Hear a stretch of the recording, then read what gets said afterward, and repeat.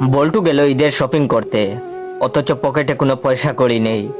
তবুও বল্টু শপিং মলে হাঁটছে আর কাপড় জুতা প্যান্ট দেখছে। হঠাৎ একটা জিন্সের প্যান্ট দেখে বল্টুর খুব ভালো লাগলো। লোভ সামলাতে পারলো না সে। বল্টু তখন দোকানদারকে বলল, এই জিন্স প্যান্টের দাম কত? দোকানদার বলল 1000 টাকা। তখন বল্টু বলল, 300 টাকা হবে ভাই। দোকানদার বলল, কি যে বলেন, না এতে হবে না। তখন বল্টু বলল, তাহলে 320 টাকা রাখবেন? দোকানদার বলল, না। একদম 700 টাকা নিবেন? বল্টু বলল, না আমি 420 দিব। দোকানদার বলল, শেষ দাম 500 টাকা হলে নিয়ে যান। বল্টু বলল, না ভাই, শেষ দাম 450 হলে বলেন, না হলে আমি যাই। তখন দোকানদার বলল, আচ্ছা নিয়ে যান। তখন বল্টু পেনটা হাতে নিয়ে দিল এক দৌড়।